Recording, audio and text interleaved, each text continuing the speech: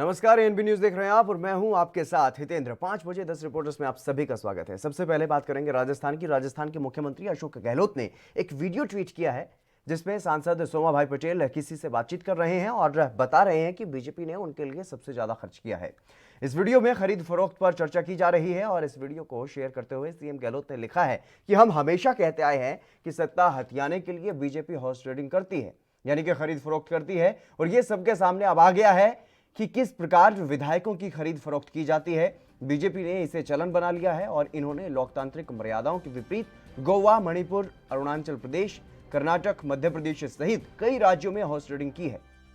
और पिछले दिनों राजस्थान में भी पुरजोर प्रयास किए गए, लेकिन हमारे विधायकों ने इनके मंसूबों को सफल नहीं होने दिया है। अब बीजेपी का असली चेहरा जनता के सामने आ चुका है। लोकतंत्र को बचाए रखने के लिए समय पर जनता इन्हें सबक जरूर सिखाएगी। इनकी उल्टी गिनती शुरू हो गई है। पूरा वीडियो आपको दिखाते हैं क्या कुछ बातचीत इस वीडियो में हो रही है। बीजेपी वाले क्या देंगे? वो तो सब हो गया दिया तो होगा उधर से भी। हाँ तो वैसे ही तो थोड़ा दिखा देना कोई भी आदमी। सोमा भाई ने ये इस्तीफा दे के कुछ पैसे का लिया, बीजेपी से पैसा लिया, ऐसा सब वो उनको भी थोड़ा किसी ने ब्रीफ किया होगा। कांग्रेस जो नहीं देगी तो मैं कहीं से भी लड़ूंगा। एनसीपी वाले भी मेरे पीछे पड़े हैं क्योंकि मैं 4 बार एमपी बना। सब आपको तो सभी मेरे को कहते हैं 4 बार एमपी बनना एक ही सीट से नानी छड़ी बात तो नहीं है। मगर ग्राउंड लेवल पे बीजेपी पूरा खर्चा करती थी मेरे पीछे और कांग्रेस पे खर्चा मेरी फैमिली होता। इस्तीफा दिया तो 2-5 करोड़ तो दिए होंगे, 5 करोड़ तो दिए होंगे। वो तो सबको दिया, मेरे को दिया।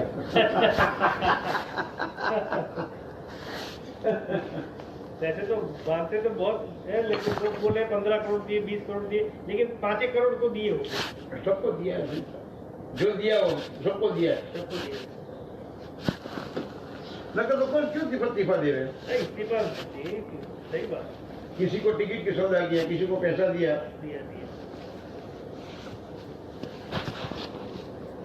इतने पैसे लाते कहाँ से साले? इतने पैसे लाते कहाँ से? और पैसा खर्च, सब जगह पे पैसा खर्च। किसी को बोलने का नहीं, खाली पैसा लगा और क्या। रिलायंस, टाटा, तो उसके पास ही है। बहुत पैसे चलते। ये लोग बोल रहे थे कि सोमा भाई को 20 करोड़ रुपए दिए हमने, 20 करोड़ रुपए में बात हुई थी। नहीं, गलत बात है। 20 करोड़ बोल रहे हैं। गलत बात है। किसी को 10 से ज्यादा नहीं दिया, किसी को नहीं दिया ज्यादा। 10 से ज्यादा नहीं दिया किसी को नहीं। तो साला 20 करोड़ की बात कर रहे हैं। तो बोलना है तो बोल रहे, तो क्या बात है। बीजेपी में से कौन कर रहा है डील? बीजेपी में से कौन बातचीत कर रहा है, डील कौन कर रहा है? सीएम के साथ। सीएम के साथ और प्रदेश अध्यक्ष बना, विधायक बना, वो मेरा दोस्त है। वैसे उसके साथ ही डील चल रहा है, दोनों के साथ। तो सुना आपने किस तरीके से बातचीत हो रही है खरीद फरोख्त को लेकर के, और यह भी साफ किया गया है कि 10 करोड़ से ज्यादा किसी को नहीं दिए गए।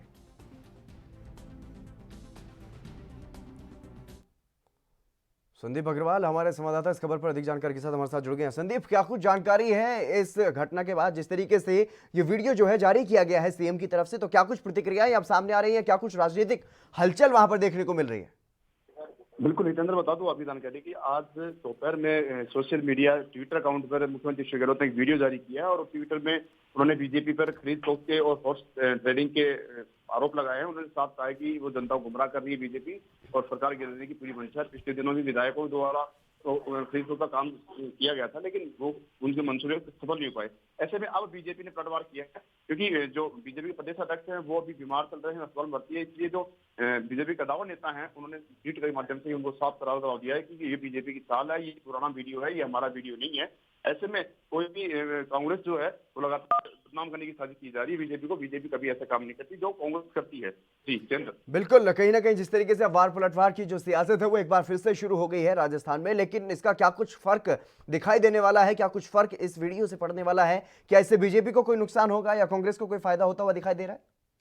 देखिए, ये कहा जा रहा तो बात की बातें हैं कि फायदा और नुकसान किसको होगा, लेकिन इतना जरूर तय है कि जो नगर निगम के चुनाव हैं उनमें दोनों ही पार्टियां, जो बड़ी पार्टियां कही जाती हैं आज प्रदेश की, कांग्रेस और बीजेपी, अपने अपने दावों को फैलती नजर आ रही है, क्योंकि वो हर कैंडिडेट को अपना मानती है, जीता हुआ मान रही थी। लेकिन अभी जो नतीजे आज निकल के आए हैं वो कांग्रेस के पक्ष में ज्यादा आए हैं और वहीं पे बीजेपी ने मात खाई है। ऐसे में ये साफ हो गया कि ये वीडियो अगर पहले जारी होता तो लगभग भारी वोटों से कांग्रेस विजयी होती, लेकिन अभी भी जो बीजेपी है वो इससे पिछड़ी हुई नजर आ रही है। जी बिल्कुल संदीप, जो ये वीडियो वायरल हो रहा है, ये जो नेता है वो गुजरात से कहीं ना कहीं जुड़े हुए हैं, और ऐसे में क्या इस वीडियो की क्या कुछ प्रमाणिकता है, क्या इस बारे में कोई जांच की गई? देखिए, जो वीडियो ट्विटर अकाउंट जो है मुख्यमंत्री अशोक गहलोत का है, और ये साफ सी जाहिर सी बात है कि मुख्यमंत्री अशोक गहलोत का ट्विटर वो स्वयं चलाते हैं। राजस्थान का ये इकलौता ये कहे वाकया है, और उनके यहाँ की ओएसडी वगैरह पीए भी नहीं चलाते हैं। ऐसे में उनके द्वारा ये वीडियो जारी किया गया तो कहीं ना कहीं प्रमाणिकता साफ है कि कहीं ना कहीं ये वीडियो जो है वो बिल्कुल सही है। ऐसे में अब बात की जा सकती है कि प्रमाणिकता की, तो अभी तक तो प्रमाणिक चीज तक को लेकर कोई भी तथ्य सामने नहीं आए हैं, लेकिन इतना जरूर है कि उनके ट्विटर हैंडल से जो ये वीडियो वायरल हुआ है तो पब्लिक इसको आज राजनीति में एक सत्ता का विषय बन चुका है। बिल्कुल संदीप, जिस तरीके से हमने देखा पिछले दिनों, चाहे वो मध्य प्रदेश के कांग्रेस के विधायक हों या फिर गुजरात के हों या फिर कहीं और, लगातार अगर विधायकों को कांग्रेस ने कहीं ना कहीं अपने जो होटल्स में ठहराया है वो राजस्थान का इस्तेमाल किया गया है। राजस्थान राज्य में ऐसे विधायकों को रखा गया है जहां जहां पर भी कांग्रेस के विधायकों पर संकट दिखाई दिया, कांग्रेस के विधायकों की टूटने की बात आई, तो ऐसे में राजस्थान कहीं ना कहीं सियासत का केंद्र रहा है, जो खरीद फरोख्त की राजनीति का आरोप भारतीय जनता पार्टी पर लगता रहा है, और ऐसे में ये वीडियो सामने आया है। लेकिन इसमें कोई भी बीजेपी नेता दिखाई नहीं दे रहा है, कोई डील करते हुए दिखाई नहीं दे रहा है, सिर्फ बातचीत का ये वीडियो है, तो कहीं ना कहीं इसकी प्रमाणिकता पर भी सवाल उठते हैं। बिल्कुल जनरल, ये कहा जाना कतई गलत नहीं होगा कि ये वीडियो जो वायरल हुआ है, और सबसे बड़ी बात है कि इसकी प्रमाणिकता अभी तक सामने नहीं आई, और एक अहम बात इसमें यह है कि ये मुख्यमंत्री अशोक गहलोत के ट्विटर हैंडल से किया गया, वायरल किया गया है। तो ये कहीं ना कहीं ये भी हो सकता है कि इससे प्रमाणिकता पर सवाल उठना लाजमी है, और बीजेपी लगातार यही कह रही है कि ये कांग्रेस की साजिश है, तो बीजेपी को बदनाम करने की साजिश है। जो मुख्यमंत्री अशोक गहलोत खुद एक आलाकमान होते हुए कांग्रेस के राजस्थान में वो इसको एक साजिश का एक शिकार कर रहे हैं, हम बना रहे हैं हमको बीजेपी को। वहीं पे बीजेपी के जो सेंटर में बैठे हुए कदावर नेता हैं, उनके ट्वीट सामने आया है, उनको भी यही कहना है कि ये कांग्रेस की साजिश है, क्योंकि राजनीति के जादूगर कहे जाते हैं मुख्यमंत्री अशोक गहलोत राजस्थान में। और पहले भी बता दूं आपको कि जितने भी अरुणाचल प्रदेश या मान लें एमपी के जो भी सियासी घमासान हुआ, उसमें भी सारे विधायकों को बाड़ेबंदी के दौरान राजस्थान की सरकार के जिम्मे ही सौंपा था, और राजस्थान की सरकार में भी पिछले दिनों हलचल मची थी, सियासी घमासान होता था।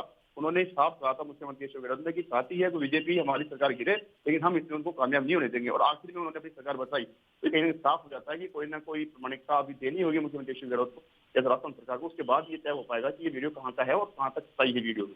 बिल्कुल, जिस तरीके से इस वीडियो में चर्चा की जा रही है खरीद फरोख्त पर, तो कहीं ना कहीं ये साफ होता है कि बीजेपी ने खरीद फरोख्त की है। लेकिन क्योंकि दोनों ही लोग कांग्रेस के हैं, तो ऐसे में ये भी कहा जा सकता है कि ये कांग्रेस के द्वारा एक बनाई गई वीडियो हो सकती है, या फिर ऐसा भी हो सकता है कि ये जानबूझ करके वीडियो ना बनाया गया हो। तो इसमें कहीं ना कहीं असमंजस का जो स्थिति है वो बनी हुई है लगातार। तो दर्शकों जो हैं या जो आम लोग हैं, मतदाता जो हैं, वो कैसे पहचानेंगे कि ये वीडियो जो है वो सही है? देखिए, नगर निगम के चुनाव आज खत्म हो गए थे, परसों खत्म हो गए थे, यानी कि 1 तारीख को, और आज इनकी काउंटिंग हुई है। ऐसे में अब तो ये वीडियो वायरल हुआ है, जब काउंटिंग शुरू हुई थी उसके बाद ये वीडियो जारी किया गया है। ऐसे में जो सियासी गलियारे हैं राजस्थान के, उसमें चर्चा का विषय बन चुका है।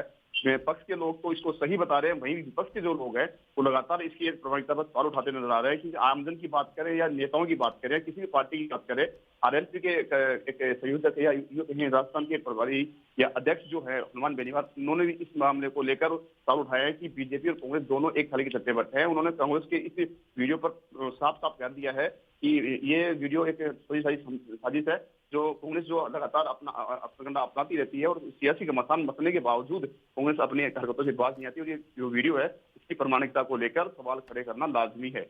जी संदीप, तमाम जानकारी देने के लिए बहुत बहुत शुक्रिया आपका। तो ये वीडियो सीएम गहलोत ने जारी किया है, और इसमें सोमा भाई पटेल जो कि सांसद रहे हैं, उनका ये वीडियो है, खरीद फरोख्त के आरोप बीजेपी पर लगाए जा रहे हैं। चलिए बढ़ेंगे अगली खबर की तरफ। पंजाब में जिस तरह से लंबे समय से किसान धरना प्रदर्शन कर रहे हैं, किसान कानूनों का लगातार विरोध किया जा रहा है, रेल रोको आंदोलन भी चलाया गया, लेकिन पंजाब सरकार की अपील के बाद किसान रेलवे ट्रैक से हटे तो केंद्र सरकार ने मालगाड़ियों को भेजने से मना कर दिया। ऐसे में पंजाब सरकार ने अपने किसान कानून बनाए, राज्यपाल को मंजूरी के लिए सौंपे भी गए, जिसके बाद राष्ट्रपति से मिलने का समय मांगा गया, लेकिन देश के राष्ट्रपति ने पंजाब के सीएम से मिलने से मना कर दिया, जिसके बाद सीएम कैप्टन ने कल दिल्ली में राजघाट पर धरना देने का फैसला लिया है, और कल यह धरना दिया जाएगा, जिसके लिए सीएम ने पंजाब के सभी विधायकों से अपील की है कि वो इस धरने में शामिल हों, और इस धरने के माध्यम से पंजाब के बिजली संकट को उजागर किया जाएगा। केंद्र सरकार की तरफ से मालगाड़ियां न भेजे जाने के फैसले का भी विरोध इस धरने के दौरान किया जाएगा।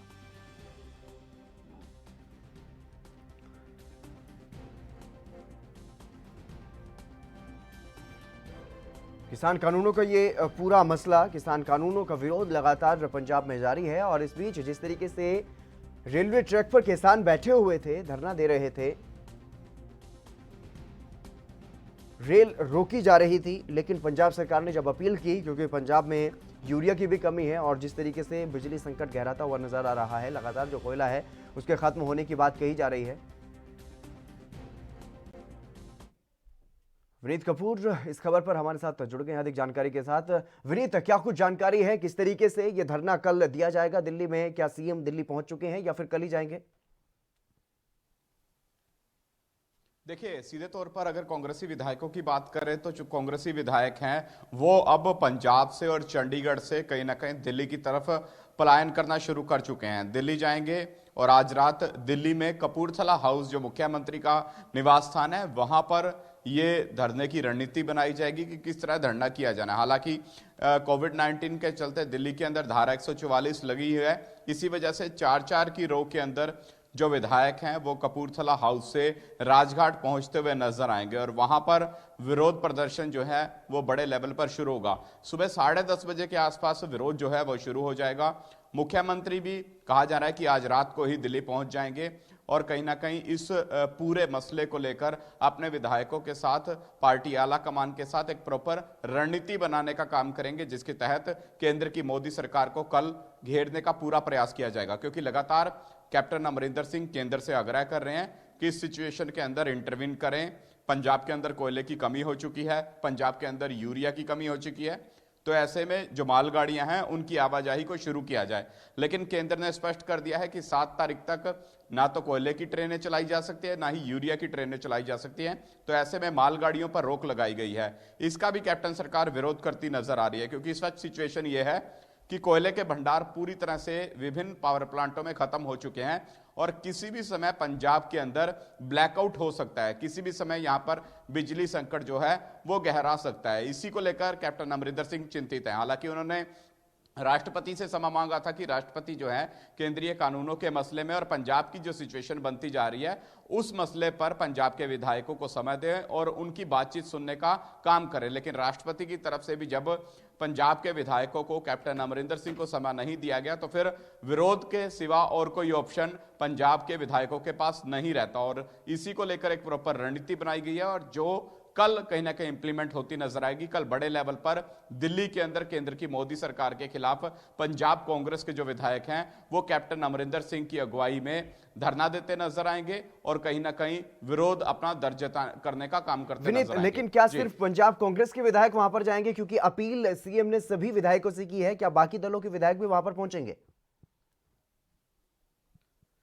देखिए, बाकी दलों के विधायक भी अब कहीं ना कहीं इसके ऊपर मंथन करते नजर आ रहे हैं, क्योंकि अगर हम पिछले दिनों आम आदमी पार्टी की बात करें तो वो कह रहे थे कि राष्ट्रपति से मिलकर इस समस्या का हल नहीं निकाला जा सकता। तो ऐसे में केंद्र के खिलाफ धरना देने की बात आम आदमी पार्टी करती नजर आ रही थी, तो अब कैप्टन अमरिंदर सिंह खुद धरने पर बैठ रहे हैं, वो खुद पंजाब के हक की बात करते हुए नजर आ रहे हैं। तो ऐसे में विरोधी पार्टियां जो हैं उनके विधायक भी कैप्टन अमरिंदर सिंह के साथ दिल्ली में इस धरने में शामिल हो सकते हैं। हालांकि अभी उन्होंने पत्ते नहीं खोले, लेकिन वो पत्ते कुछ ही देर में खोल देंगे, जिसके बाद प्रॉपर ढंग से केंद्र पर दबाव बनाने की कोशिश की जाएगी ताकि केंद्र जो है वो पंजाब की सुध लेने के लिए तैयार हो और जो विरोध हो रहे हैं उसकी तरफ अपना ध्यान केंद्रित करने का काम करे और किसानों की मांग के अनुरूप जो केंद्रीय खेतीबाड़ी कानून है उनके अंदर संशोधन करने का काम करे। जी, और राष्ट्रपति की तरफ से जो प्रतिक्रिया सामने आई, क्योंकि राष्ट्रपति से पहले मिलने का जो है वो समय मांगा गया, तो क्या कुछ कहकर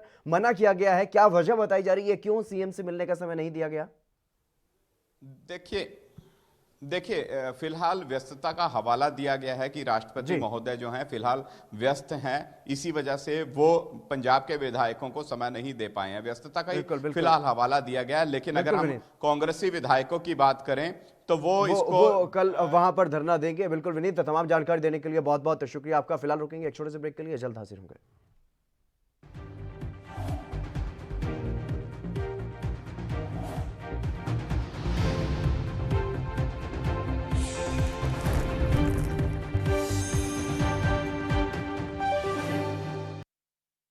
क्या आप दुबले पतले कमजोर हैं? आपकी सेहत नहीं बनती, भूख कम लगती है, वजन नहीं बढ़ता, दरअसल मेन बात खाना पीना खाना नहीं है, मेन बात है खाया पिया लगना। और अगर खाया पिया लगेगा ही नहीं तो सेहत बनेगी कैसे?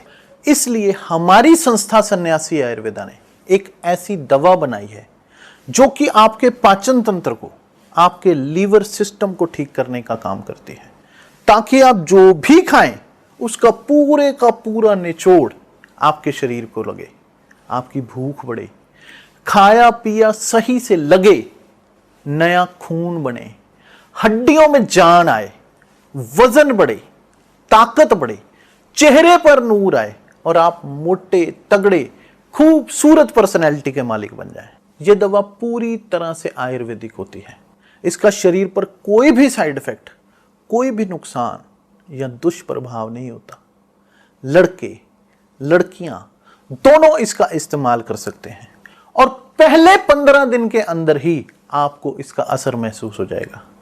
सिर्फ 650 रुपए की पूरे 1 महीने की दवा होती है और आप इसे घर बैठे 01145454545 पर फोन करके दवा मंगवा सकते हैं।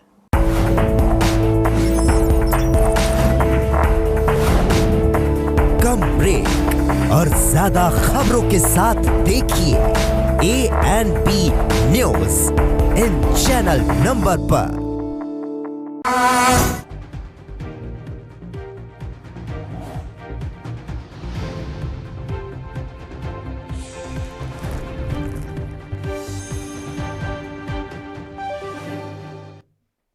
ब्रेक के बाद एक बार फिर से आप सभी का स्वागत है। खबरों में आगे बढ़ेंगे। पंजाब के सीएम को देश के राष्ट्रपति ने मिलने का समय नहीं दिया है, जिस पर अकाली दल की प्रतिक्रिया भी सामने आई है। सीनियर नेता दलजीत सिंह चीमा ने यह कहा है कि केंद्र और राज्य सरकार मिलकर के पंजाब का समय बर्बाद कर रही हैं। दोनों ही सरकारें एक दूसरे का साथ दे रही हैं। सीएम को बीजेपी अध्यक्ष को पत्र लिखने के बजाय पीएम या किसी मंत्री को पत्र लिखना चाहिए, या सीएम अकेले जाकर भी उनसे मिल सकते हैं। और साथ ही उन्होंने बताया है कि रेलों को चलवाया जा सकता है, लेकिन सीएम ऐसा नहीं कर रहे हैं। इस मामले पर सिर्फ घटिया राजनीति हो रही है। ਸਾਨਾਂ ਦੇ ਕੋਲੋਂ ਬਚਣਾ ਵੀ ਚਾਹੁੰਦੇ ਆ, ਪੰਜਾਬ ਦੇ ਲੋਕਾਂ ਕੋਲੋਂ ਬਚਣਾ ਵੀ ਚਾਹੁੰਦੇ ਆ ਤੇ ਟੇਢੇ ਤਰੀਕੇ ਦੇ ਨਾਲ ਸਮਾਂ ਜਿਹੜਾ ਉਹ ਖਰਾਬ ਕਰ ਰਹੇ। ਇਹੋ ਜਿਹੇ ਹਾਲਾਤਾਂ ਦੇ ਵਿੱਚ, ਐਮਰਜੈਂਸੀ ਹਾਲਾਤਾਂ ਦੇ ਵਿੱਚ ਮੁੱਖ ਮੰਤਰੀ ਸਾਹਿਬ ਦੀ ਡਿਊਟੀ ਬਣਦੀ ਹੁੰਦੀ ਹੈ ਕਿ ਆਪ ਚਲੇ ਜਾਣ, ਕੋਈ ਈਗੋ ਨਹੀਂ ਹੁੰਦੀ। ਪ੍ਰਧਾਨ ਮੰਤਰੀ ਕੋਲ ਜਾਣ, ਮੰਤਰੀਆਂ ਕੋਲ ਜਾਣ, ਜਾ ਕੇ ਮਸਲਾ ਹੱਲ ਕਰਾਉਣ ਤੇ ਪੰਜਾਬ ਦੇ ਵਿੱਚ ਆਵਾਜਾਈ ਜਿਹੜੀ ਰੇਲ ਗੱਡੀਆਂ ਦੀ ਉਹ ਡੱਬ ਕਰੋ। ਕਿਸਾਨਾਂ ਦੀ ਜਿਹੜੀ ਦਿੱਕਤਾਂ ਨੇ ਉਹ ਦੂਰ ਕਰੋ। ਪਰ ਜਾਣਾ ਇਹਨਾਂ ਨੇ ਕਿਸੇ ਨੂੰ ਨਹੀਂ। ਜੇ ਚਿੱਠੀ ਲਿਖਦੇ ਆ ਤੇ ਬੀਜੇਪੀ ਦੇ ਪ੍ਰਧਾਨ ਨੂੰ ਲਿਖ ਦਿੰਦੇ ਆ, ਜਿਹੜੀ ਕਿ ਪ੍ਰਧਾਨ ਮੰਤਰੀ ਨੂੰ ਜਾਂ ਮੰਤਰੀ ਨੂੰ ਲਿਖਣੀ ਚਾਹੀਦੀ ਹੈ। ਤੇ ਇੱਥੇ ਐਲਾਨ ਕਰੀ ਜਾ ਰਹੇ ਆ ਕਿ ਅਸੀਂ ਰਾਸ਼ਟਰਪਤੀ ਜੀ ਕੋਲ ਜਾ ਰਹੇ ਹਾਂ ਤੇ ਹੁਣ ਪਤਾ ਲੱਗਦਾ ਕਿ ਕੋਈ ਸਮਝ ਨਿਰਧਾਰਤ ਨਹੀਂ ਹੈਗਾ। ਇਸ ਕਰਕੇ ਸਵਾਏ ਰਾਜਨੀਤੀ ਤੋਂ ਤੇ ਘਟੀਆ ਰਾਜਨੀਤੀ ਤੋਂ ਇਹ ਹੋਰ ਕੁਝ नहीं है।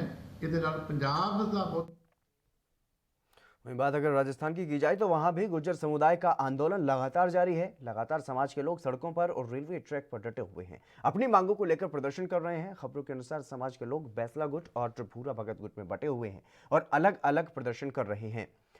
लेकिन अब भूरा भगत गुट के एक गुर्जर नेता हर ज्ञान का बयान सामने आया है। उन्होंने कहा है कि हम सभी एक ही हैं और कर्नल बैसला के नेतृत्व में अपनी मांगों को लेकर के आंदोलन कर रहे हैं और ये आंदोलन तब तक जारी रहेगा जब तक हमारी मांगें पूरी नहीं हो जाती। उन्होंने ये भी कहा है कि ये कमेटी जयपुर गई थी, सरकार ने मांगें मान ली हैं, लेकिन सभी मांगों को नहीं माना गया, जिसके कारण लगातार आंदोलन तब तक जारी रहेगा जब तक सरकार सभी मांगों को नहीं मान लेती। बताते चलें कि दिल्ली मुंबई रेलवे ट्रैक पर समाज के लोगों ने कब्जा किया हुआ है। जो हमारी वार्ता जो जयपुर में हुई उनको सुनाई और उनमें जो बात हमने रखी, सरकार ने हमारी बेमानी, लेकिन हम पे से कुछ बिंदु जो छूट रहे हैं वो कर्नल साहब के नेतृत्व में बैठ करके आज 11 आदमी की एक कमेटी जो भेजी, जिनमें मैं शामिल हूँ, और उन्होंने यहाँ कर्नल साहब के यहाँ भेजा है और हम वार्ता करेंगे और उसका एक मत बना करके जो हमारा व्यक्तित्व दिखा रही है सर जनता, वो गलत है। हम एक हैं, हम किसी भी तरह से दो गुटों में नहीं है। गुट यही है कि हमारा मतलब इनका सम्मान, इज्जत, कर्नल साहब भुलार के नेतृत्व में हम बात करके और इनका भी सम्मान भी हमारे साथी आए, वे सभी आए, 11 कमेटी वाले नहीं सभी आए और यहाँ आकर के समझौता करके हमारा एक ही नारा है कि हमारी जो मांगे वो पूरी हो। संदीप अग्रवाल हमारे संवाददाता इस खबर पर अधिक जानकारी के साथ हमारे साथ जुड़ गए हैं। संदीप, क्या कुछ जानकारी है फिलहाल, किस तरीके से ये आंदोलन आगे बढ़ता हुआ दिखाई दे रहा है? और जिस तरीके से बात दो गुटों की जा रही थी, अब कहीं ना कहीं दूसरा गुट ये कह रहा है कि एक ही गुट है और कर्नल बैंसला के नेतृत्व में ही आंदोलन किया जा रहा है। बिल्कुल, 3 दिनों से लगातार गुर्जर जो आंदोलन है वो लगातार सक्रिय है, तेज होता जा रहा है। और आज की बात है, आज तीसरा दिन है, लेकिन गुर्जर जो महाआंदोलन चल रहा है वो किरोड़ीलाल बैंसला जो है संयोजक है पूरे आंदोलनों के, तो उसमें उन्होंने साफ कर दिया है कि जब तक सरकार हमारी पूरी मांगे नहीं मानेगी तब तक हम आंदोलन से परे नहीं होंगे, आंदोलन को हम नहीं करेंगे। ऐसे में मुख्यमंत्री अशोक गहलोत ने लगातार उनसे वार्ता करने की कोशिश की है और उन्होंने शनिवार को हुए 41 सदस्यीय जो बैठक हुई थी, उन्हें हिम्मत सिंह द्वारा एक दूसरा भाग बताया जा रहा था, उसके साथ समझौते हुए उसको भी हवाला देते हुए उन्होंने दोबारा बुलाया है। मंत्री रघु शर्मा है, मंत्री गोविंद सिंह डोटासरा, मुख्यमंत्री अशोक गहलोत द्वारा उनको बार बार आह्वान किया गया, बुलावा भेजा गया है कि एक बार दोबारा वो जयपुर पहुंचे और उनकी दोबारा बातचीत करें, जिससे कि आगे का हल निकल सके। जो मुख्य मांगे थी उनको मान ली गई है, मुख्यमंत्री अशोक गहलोत ये दावा कर रहे हैं, लेकिन कुछ एक मांगे उनकी और है जो उनसे बात करना बाकी है, तो वो आकर उनसे शांति से बात करें। ऐसे आंदोलन से कुछ नहीं होगा। और वहीं पे सबसे बड़ी बात है, युवा और महिला भी इस आंदोलन में पूछ चुकी है। पूरा रेलवे ट्रैक जाम में 3 दिन से और लगभग 60 से 70 जो रेल ट्रेनें हैं उनको डाइवर्ट कर दिया गया है और आने जाने वाले सभी संसाधनों को बंद कर दिया गया है, क्योंकि आंदोलन रद्द है और गुर्जर समाज आक्रोशित है और अशांति लेते हुए या तोड़फोड़ करते हुए तुरंत कार्रवाई करता है। ऐसे में मुख्यमंत्री अशोक गहलोत द्वारा पूरी 400 सुरक्षा की गई है। वहाँ पे पुलिस बल तैनात है, आरपीएफ के जवान तैनात हैं, बीएसएफ की टुकड़ियों को बुलाया गया है और मुख्यमंत्री लगातार अशोक गहलोत उनको बुलावा दे भेज रहे हैं। लेकिन किरोड़ीलाल बैंसला जो है उनको अपनी बात पे अड़िग है। उनका साफ साफ कहना है कि जो प्रशासन या शासन है वो मौके पे पहुंचे, यानी कि पीपलूपुरा जो जहाँ पे केंद्र है आंदोलन का, वहां पे पहुंचे, वहीं पे उनके साथ वार्ता की जाएगी, अन्यथा हम आपका आंदोलन जारी रखेंगे। जितेंद्र, बिल्कुल, कहीं ना कहीं संदीप एक और खास बात इस आंदोलन में देखने को मिल रही है। जिस तरीके से इस तरीके के आंदोलन पहले हुए हैं, पहले उग्र आंदोलन होते थे, रेल की पटरियां उखाड़ दी जाती थी, नारेबाजी की जाती थी, पुतले जलाए जाते हैं, लेकिन इस बार कुछ अलग दिखाई दे रहा है। डीजे बजाया जा रहा है रेलवे ट्रैक पर, वहां पर लोग नाच रहे हैं, नाच गा करके। ये किस तरीके का प्रदर्शन किया जा रहा है? बिल्कुल, देखिए मैं बता दूं, सबसे बड़ी बात है कि पिछले 1 तारीख से आंदोलन शुरू हुआ है, जो कि पहले से प्रस्तावित था। और 1 तारीख को कुछ जो आंदोलनकारी थे उन्होंने पटरियां उखाड़ दी थी, प्लेट उखाड़ दी थी, लेकिन बाद में मुख्यमंत्री अशोक गहलोत द्वारा एक आह्वान किया गया, एक गुजारिश की गई कि वो अशांति नहीं फैलाएं, आंदोलन और प्रदर्शन करना सभी का है कि संवैधानिक हक है, लेकिन वो शांति से करें। और सही बात, अब जो है गुर्जर समाज के जो आंदोलनकारी हैं, जो कदावर नेता हैं गुर्जर समाज के, उन्होंने साफ कर दिया कि हम अशांति नहीं, शांति से हमारा प्रदर्शन कर रहे हैं। जब तक हमारी मांगे नहीं मानी जाएगी तब तक हम ट्रैक नहीं छोड़ेंगे। हाँ, ये बात जरूर मानी जाएगी, आपकी आंदोलनकारियों ने ये कहा है कि हम किसी भी प्रकार से आपकी कोई भी अशांति नहीं फैलाएंगे, कोई तोड़फोड़ नहीं करेंगे। अब सरकार पे डिपेंड करता है कि सरकार कब तक उनकी मांगे मानती है या कब तक बातें मानती है। जितेंद्र जी बिल्कुल, जिस तरीके से आपने बताया कि कहीं ना कहीं जो मुख्य मांगे हैं वो मान ली गई हैं, लेकिन ऐसी कौन कौन सी बातें हैं, कौन से वो बिंदु हैं जिन पर दोनों ही, जो अगर सरकार की बात करें या गुर्जर समुदाय की बात करें, जिनमें दोनों में आपस में सहमति नहीं बन पा रही? देखिए, मैं बताऊं आपको सबसे बड़ी बात की जो 41 सदस्यीय हिम्मत सिंह जो पहला गुट था, दूसरा गुट बना था, उसके द्वारा जो 41 सदस्यीय बैठक हुई सर्वसम्मति से और ये आंदोलन खत्म करने की चेतावनी दी गई और चेतावनी की मांगे मान ली गई 14 बिंदु पे हुआ था। लेकिन कर्नल सिंह किरोड़ीलाल बैंसला का कहना ये भी था कि हमारी मांगे कुछ और बिंदु है, लेकिन हमको मुख्यमंत्री शिवराज साहब पता है, उनको कई बार अवगत कराया जा चुका है। 2006 से लगातार आंदोलनरत है, लेकिन वो कुछ एक विशेष गुट था जो जाके अपनी 14 बिंदुओं पर सहमति जता के आएगा, लेकिन हमारी मांगे कुछ और भी हैं। वहीं पे किरोड़ीलाल बैंसला का ये भी कहना था कि 5% जो आरक्षण मिला है उसमें भी भेदभाव किया जा रहा है, पूर्णतः उनको भी जो नौकरियां हैं, उनके युवाओं को नौकरियां हैं वो तरीके से नहीं मिल रही है। तो ऐसे में कुछ बिंदु और हमारे उन्होंने साफ नहीं किया कि कौन से बिंदु अहम है जिन पे उनको असंतोष है और वो संतुष्ट नहीं है, लेकिन उन्होंने ये साफ कहा है कि मुख्यमंत्री शिवराज द्वारा सरकार को सब पता है, वो जल्द ही उनको या फिर मौके पर पहुंचे और उसके बाद सहमति से ही आगे की कार्रवाई की जाएगी। जी संदीप जी बिल्कुल, तमाम जानकारी देने के लिए बहुत बहुत शुक्रिया आपका। तो लगातार गुर्जर जो समुदाय है वो सड़कों पर है, रेलवे ट्रैक पर है और लगातार आंदोलनरत है। जब तक मांगे नहीं मान ली जाती तब तक वो आंदोलन करते रहेंगे, ऐसा गुर्जर नेता कह रहे हैं। फिलहाल रुकेंगे एक छोटे से ब्रेक के लिए, जल्द हाजिर होंगे।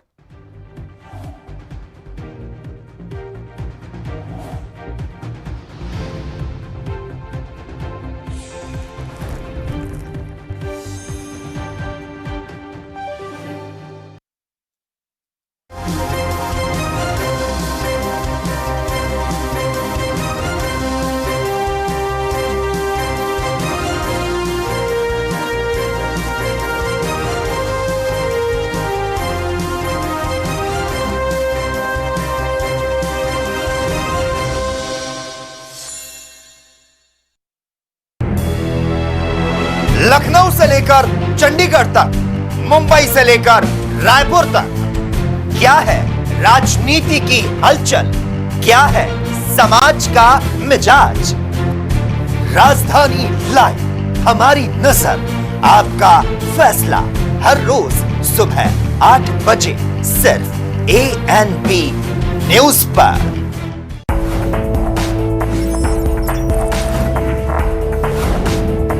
कम ब्रेक और ज्यादा खबरों के साथ देखिए ANP news in channel number पर।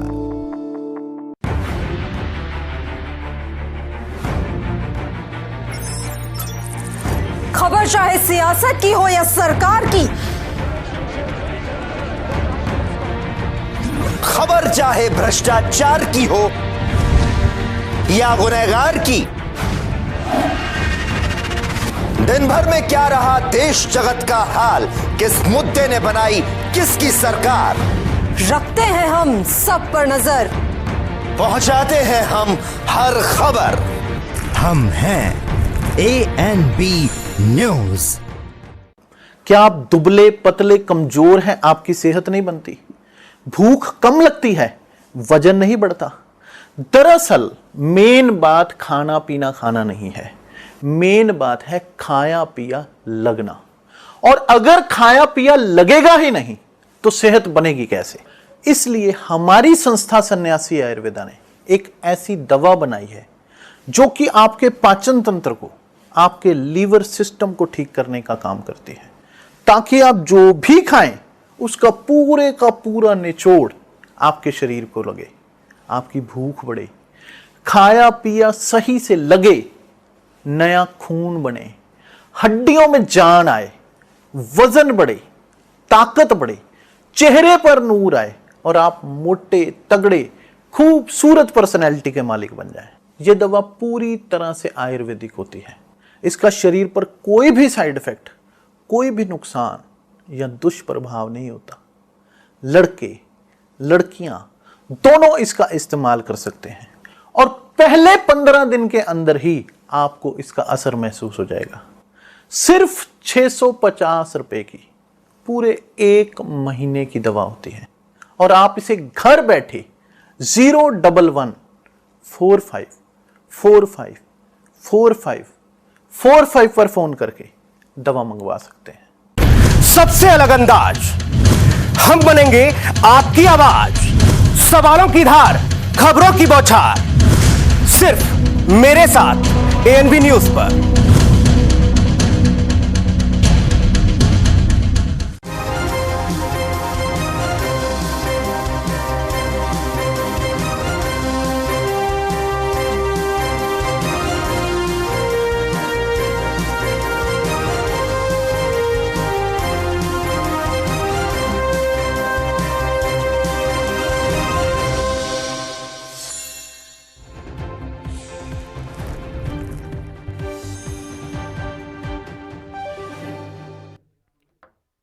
ब्रेक के बाद एक बार फिर से आप सभी का स्वागत है। खबरों में आगे बढ़ेंगे। हरियाणा में लव जिहाद का मामला अब तूल पकड़ता हुआ नजर आ रहा है। पहले वल्लभगढ़ में छात्रा की हत्या का मामला लव जिहाद से जोड़ करके देखा गया, लेकिन अब रेवाड़ी से भी एक ऐसा ही मामला सामने आया है जिसमें आरोपी युवक के बारे में यह बताया जा रहा है कि वो राजपूत बन के रह रहा था और एक नाबालिग हिंदू लड़की को लेकर के भाग गया। 20-25 से ज्यादा दिन हो गए हैं और उसके बाद भी पुलिस उसे नहीं पकड़ पाई है, जिसके बाद हिंदू संगठनों ने एकजुट होकर डीसी को ज्ञापन सौंपकर मांग की है कि इस तरह के मामलों पर तुरंत प्रभाव से अंकुश लगाया जाए। अगर ऐसा नहीं होता तो बड़ा आंदोलन भी किया जा सकता है। वहीं आरोपी को पकड़ करके सख्त से सख्त सजा देने की भी मांग की गई है।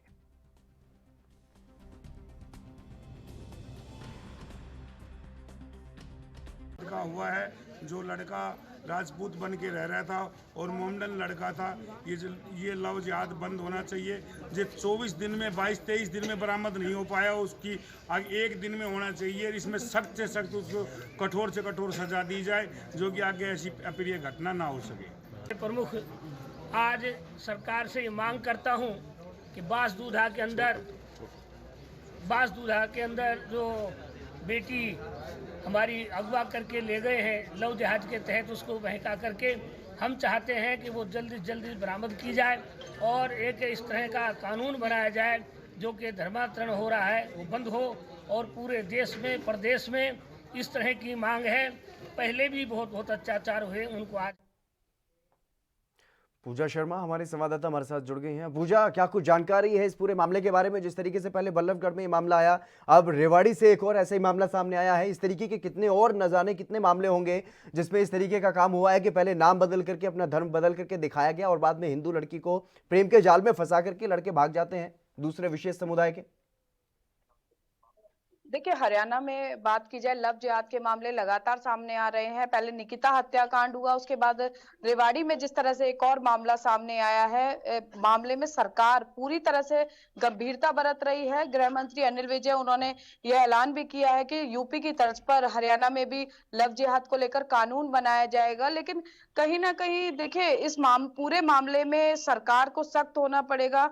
जो कानून व्यवस्था है, जो न्याय प्रक्रिया है, उसमें तेजी लानी होगी ताकि नजीर पेश की जा सके ऐसे लोगों की जो ऐसी विकृत मानसिकता के चलते, देखिए बल्लभगढ़ में जो हुआ उसकी गूंज पूरे देश में सुनाई दे रही है। एक शिक्षा के मंदिर के आगे दिन दहाड़े एक लड़की को गोली मार दी जाती है, उसके बाद जो है रेवाड़ी में इस तरह का मामला आता है। तो जो बेटियों के माँ बाप हैं वो काफी, जिस तरह से लव जिहाद के मामले हरियाणा में बढ़ रहे हैं, काफी सख्ते में हैं और महिला सुरक्षा को लेकर बड़े सवाल खड़े हो गए हैं। तो ऐसे में माना जा रहा है कि लव जिहाद को लेकर यदि सरकार कानून बनाती है, कड़ा कानून बनाती है, तो शायद जो इस तरह के मामले हैं उनमें कुछ कमी आ पाएगी। लेकिन रेवाड़ी में जिस तरीके का मामला सामने आया, 20 से 25 दिन बताए जा रहे हैं कि आरोपी फरार है, अभी तक पुलिस नहीं पकड़ पाई। देखिए, जो प्राथमिक जांच हुई उसमें एसआईटी, गृह मंत्री अनिल विज ने एसआईटी गठित करने के आदेश दे दिए थे, जांच कर रही है। और उसमें पहली जांच में यह सामने आया कि जो लड़का लड़की दोनों अपनी रजामंदी से गए हैं। हालांकि पहली प्राथमिक जांच है, इसके बाद हकीकत क्या है जांच एसआईटी की टीम कर रही है हर पहलू, क्योंकि निकिता हत्याकांड के बाद अब पुलिस किसी भी तरह की चूक नहीं बरतना चाहती है, क्योंकि इस मामले में हरियाणा सरकार की पुलिस व्यवस्था की काफी किरकिरी हुई है। तो रेवाड़ी वाले मामले में बिल्कुल पुलिस किसी भी तरह की लापरवाही नहीं बरतेगी, तो जांच के बाद निकलकर सामने आएगा। लेकिन हालांकि इस मामले को भी लव जिहाद से जोड़कर देखा जा रहा है। लेकिन जो अधिकारी हैं वो, उनका यही कहना है कि जांच के बाद ही वो इस बात का खुलासा कर पाएंगे कि आखिर वास्तविक मामला क्या था। लेकिन बताया यह जा रहा है कि 18 साल से कम की थी लड़की, यानी कि नाबालिग थी, और जो लड़का वहां पर रह रहा था, जो मुस्लिम समुदाय का बताया जा रहा है, वो राजपूत बन के वहां रह रहा था। इसलिए यह मामले को लव जिहाद से जोड़ करके देखा जा रहा है और यही वजह है कि हिंदू संगठन अब एक होकर के कहीं ना कहीं मोर्चा खोलते हुए दिखाई दे रहे हैं लव जिहाद के खिलाफ। जी देखिए, बिल्कुल लव जिहाद को लेकर जितने भी हिंदू संगठन है वो एकजुट हो गए हैं। करनी सेना के जो राष्ट्रीय अध्यक्ष थे सूरजपाल अम्मू, उन्होंने तो सरेआम ये कह दिया था, बड़ी सख्त टिप्पणी उन्होंने कही कि निकिता हत्याकांड के बाद कि उन्हें खून के बदले खून चाहिए। लेकिन इस सारे मामले की यदि बात की जाए तो बेशक जो युवती है वो नाबालिग है और इसी को लेकर पुलिस, जो परिजन है या सहयोगी है, वो यही आरोप लगा रहे हैं कि लव जिहाद का ये मामला है। लेकिन फिलहाल जो जांच चल रही है, जांच के बाद क्या निष्कर्ष होगा उसी के पूरे मामले की आधिकारिक पुष्टि की जा सकती है। जी, लेकिन कहीं ना कहीं जिस तरीके से हिंदू संगठन के जो लोग हैं वो सामने आ रहे हैं और बड़ी संख्या में एकजुट होकर के ये कह रहे हैं कि अगर मामलों में इस तरीके के जो मामले हैं अगर उन पर लगाम नहीं लगाई गई तो कहीं ना कहीं बड़े आंदोलन के लिए वो मजबूर हो जाएंगे। जी बिल्कुल, देखिए लव जिहाद को लेकर जिस तरह से हरियाणा में लगातार बेटियां शिकार हो रही हैं, मामले आ रहे हैं, हिंदू संगठनों में काफी रोष है और निकिता हत्याकांड के बाद इस चिंगारी ने आग का रूप ले लिया। और यही कारण है कि जो हरियाणा सरकार है, यूपी में मुख्यमंत्री योगी आदित्यनाथ ने जब निर्णय लिया कि लव जिहाद पर सख्त कानून बनेगा, तो उसके बाद मुख्यमंत्री मनोहर लाल ने भी हरियाणा में लव जिहाद को लेकर सख्त कानून बनाने की बात कही है। ड्राफ्टिंग की जाएगी और पूरी कोशिश की जाएगी कि लव जिहाद को लेकर जो हिंदू संगठनों का गुस्सा है उसको सरकार किसी तरह से उस पर डैमेज कंट्रोल करते हुए कानून सख्त बनाए, क्योंकि ये जो मामले लगातार एक के बाद एक सामने आ रहे हैं, यदि सारे हिंदू संगठन एकजुट होकर हो गए तो सरकार के लिए बड़ी परेशानी खड़ी हो सकती है। तो और सरकार बिल्कुल नहीं चाहेगी कि किसी भी तरह की दोबारा से उन्हें किरकिरी का सामना करना पड़े। तो ऐसे में जो लव जिहाद को लेकर गृह मंत्री अनिल विज का जो बयान आया है वो बिल्कुल इसी कड़ी में उठाया गया एक निर्णय कहा जा सकता है। तो अब जब ये कानून बनने की घोषणा हो गई है तो ऐसे में हिंदू संगठनों ने थोड़ी संतुष्टि जरूर व्यक्त की है, लेकिन कहीं ना कहीं वे चाहते हैं कि जल्दी इसे सिरे चढ़ाया जाए। बिल्कुल पूजा, तमाम जानकारी देने के लिए बहुत बहुत शुक्रिया। लेकिन जिस तरीके से हरियाणा में लव जिहाद के मामले सामने आ रहे हैं उसकी वजह से कहीं ना कहीं जो हिंदू संगठन है या जो परिवार है वो कहीं ना कहीं सकते में जरूर है। चलिए बढ़ेंगे अगली खबर की तरफ। अभिनेता अमिताभ बच्चन पर हिंदुओं की धार्मिक भावनाओं को ठेस पहुंचाने का आरोप लगा है, जिसे लेकर बीजेपी विधायक अभिमन्यु पवार ने थाने में शिकायत दी है और उनकी शिकायत के आधार पर एफआईआर दर्ज कर ली गई है। लातूर पुलिस को अपनी लिखित शिकायत में अभिमन्यु पवार ने यह कहा है कि टीवी पर प्रसारित होने वाले कार्यक्रम केबीसी में अमिताभ बच्चन ने एक ऐसा सवाल पूछा जिसके चलते हिंदू धर्म के लोगों की भावनाओं को ठेस पहुंची है। दरअसल एक दिन कार्यक्रम में अमिताभ बच्चन ने यह सवाल पूछा कि 25 दिसंबर 1927 को डॉक्टर भीमराव अंबेडकर ने और उनके अनेक अनुयायियों ने इनमें से कौन से धर्म ग्रंथ की प्रतियां जलाई थी, जिनके ऑप्शन में चारों धर्म ग्रंथों के नाम हिंदू धर्म से ही लिए गए हैं, जिनमें विष्णु पुराण, श्रीमद् भगवद गीता, ऋग्वेद और मनुस्मृति का नाम शामिल है। इसी के चलते यह आरोप शिकायतकर्ता ने लगाया है कि ये चारों ऑप्शन हिंदू धर्म से जुड़े धर्म ग्रंथों के हैं और अगर उनकी मंशा सही थी तो उन्हें 4 ऑप्शन से अलग अलग धर्म ग्रंथों का नाम भी देना चाहिए था, लेकिन सिर्फ हिंदू धर्म के ग्रंथों का ही जिक्र इसमें किया गया है। और ऐसा अमिताभ बच्चन ने हिंदू भावनाओं को ठेस पहुंचाया है ऐसा करने के बाद, और हिंदू और बौद्ध धर्म के लोगों में कहीं ना कहीं दूरियां पैदा करने की कोशिश अमिताभ बच्चन और सोनी टीवी ने की है। ये एक बड़ी साजिश के तहत किया गया है। शिकायतकर्ता अभिमन्यु पवार पूर्व मुख्यमंत्री देवेंद्र फडणवीस के बेहद करीबी बताए जाते हैं।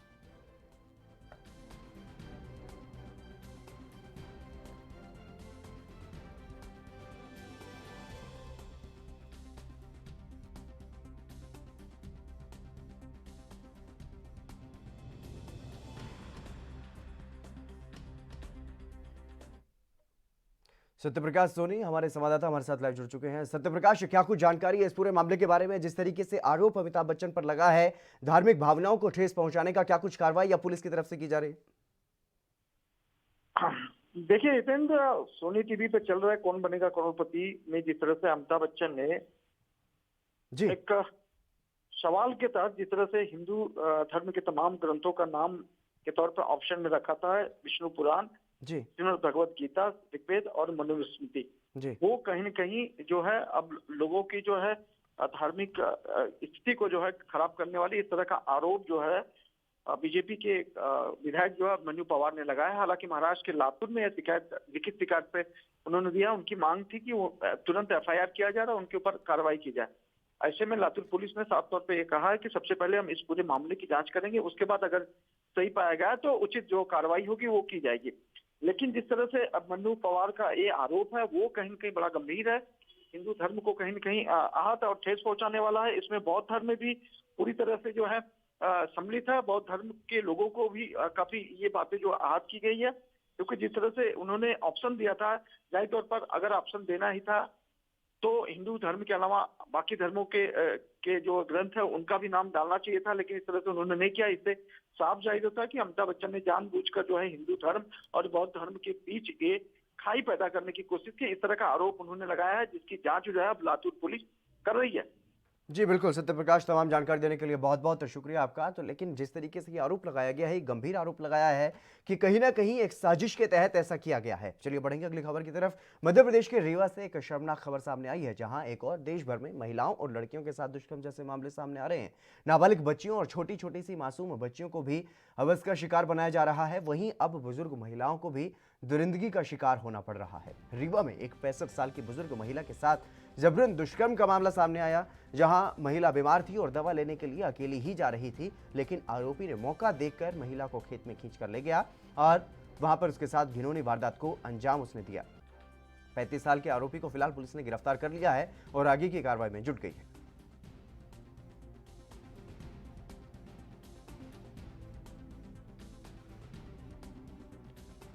वृद्ध महिला की तबीयत खराब थी, उसके परिजन जो है घर से बाहर थे, तो किसी के साथ न जाके अकेले अपना दवा इलाज कराने के लिए गई, तो अरहर के खेत के पास जो है आरोपी जो कि 35 साल का है, उसने जो है महिला को पकड़ा और उसके साथ दुष्कर्म किया। इस दौरान जो है उस खेत के मालिक ने महिला के चिल्लाने की आवाज़ पे गए तो उन्होंने किसी तरह उसको बचाया और फिर महिला अपने साथ रिपोर्ट करने आई और आरोपी को कल हमने गिरफ्तार करके न्यायालय पेश कर दिया।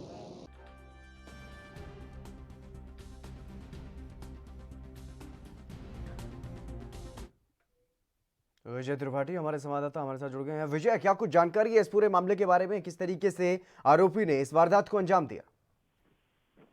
जी, बताना चाहूंगा कि ये रीवा जिले के गोविंदगढ़ थाना अंतर्गत का मामला है, जहां पे एक 65 वर्षीय वृद्धा के साथ दुष्कर्म किया गया।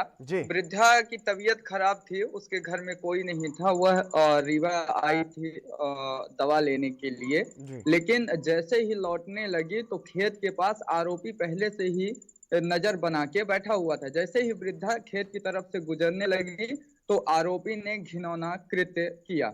कहीं ना कहीं ये शर्मनाक मामला सामने आया है। इससे समाज में एक इंसानियत को शर्मसार कर देने वाला ये मामला सामने आया, क्योंकि एक बुजुर्ग महिला, वो भी बीमार थी और उसके बावजूद भी उसको इस तरीके से अपनी हवस का शिकार आरोपी ने बनाया। जी, यह पूरे समाज को एक तरह से शर्मसार कर देने वाला मामला है, जिसपे पुलिस अधीक्षक के नेतृत्व में गोविंदगढ़ थाना प्रभारी तत्परता दिखाते हुए आरोपी को तत्काल गिरफ्तार कर न्यायालय भेज दिए, जहां से उसे जेल भी भेज दिया गया। जी, और वहीं अगर बात की जाए वृद्ध महिला की, तो उनकी हालत कैसी बनी हुई है फिलहाल, क्योंकि मेडिकल के लिए पुलिस की टीम ने उन्हें भेजा था और इसके अलावा वो पहले से ही बीमार थी। जी, वो पहले से भी बीमार थी, लेकिन जब आरोपी ने उनके साथ ऐसा घिनौना कृत्य किया, इससे उनकी तबीयत और ज्यादा खराब हो गई। अभी भी उनकी हालत खराब ही है और वो अस्पताल में एडमिट है। जी विजय, तमाम जानकारी देने के लिए बहुत बहुत शुक्रिया आपका। तो लेकिन जिस तरीके से ये घटना जो है वो सामने आई है, वो कहीं ना कहीं पूरे के पूरे समाज को शर्मसार कर देने वाली है। चलिए बढ़ेंगे अगली खबर की तरफ। कोरोना महामारी का प्रकोप लगातार बढ़ रहा है। भले ही देश में अब एक बार के लिए स्थिति सुधर गई हो, ज्यादातर राज्यों में कोरोना के नए मामले कम सामने आ रहे हों, लेकिन खतरा अभी भी बरकरार है, जिसे लेकर नए नए प्रयास सरकार कर रही है ताकि लोगों को कोरोना से बचाया जा सके। ऐसे ही स्थानीय स्तर पर भी प्रशासनिक अधिकारी कोई कोर कसर नहीं छोड़ना चाहते। राजस्थान के सीकर में जिला कलेक्टर अविचल चतुर्वेदी ने एक नई पहल शुरू की है। रसोई गैस के सिलेंडर और मिठाई के डिब्बों के माध्यम से जागरूकता अभियान शुरू किया गया है, जिन पर स्टिकर लगाकर मास्क पहनने की अपील की जा रही है लोगों से। और जिला प्रशासन और इंडियन रेड क्रॉस सोसाइटी ने संयुक्त रूप से ये जागरूकता अभियान चलाया है। हम में से भी कोई नहीं कह सकता कि ये कितने समय तक चलेगा या कब वैक्सीन आएगी, और यदि वैक्सीन आ भी जाती है तो उसका वितरण पूरा हर जरूरतमंद तक होने में कितना समय लगेगा। इसलिए हमें इसको अपने जीवन का एक हिस्सा बनाना ही पड़ेगा, और इसके लिए मैं बहुत बहुत धन्यवाद दूंगा जो हमारे यहाँ के सभी व्यापारीगण हैं। मिठाई की दुकानों पर भी मिठाई। वहीं श्री गुरु नानक देव जी के 550वें प्रकाश पर्व की समाप्ति समारोह को धूमधाम से मनाया जाएगा, जिसके लिए गुरदासपुर प्रशासन ने तैयारियां भी शुरू कर दी हैं। कार्यक्रम का आयोजन 3 दिनों तक किया जाएगा। डेरा बाबा नानक में करतारपुर कॉरिडोर के पास ही कार्यक्रम का आयोजन करवाया जाना है। 28 नवंबर को श्री अखंड पाठ साहिब की शुरुआत होगी और 30 नवंबर को समाप्ति समारोह होगा, जहां श्री अखंड पाठ साहिब के भोग भी डाले जाएंगे, जिसमें पंजाब के मुख्यमंत्री कैप्टन अमरिंदर सिंह समेत कई बड़े नेता शामिल होंगे।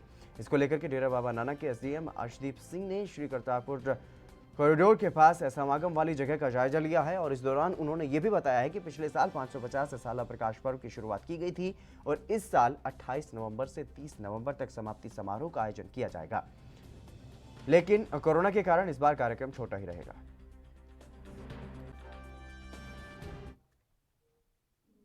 चलिए, इस खास कार्यक्रम में फिलहाल बस इतना ही। आप देखते रहिए ANB न्यूज़।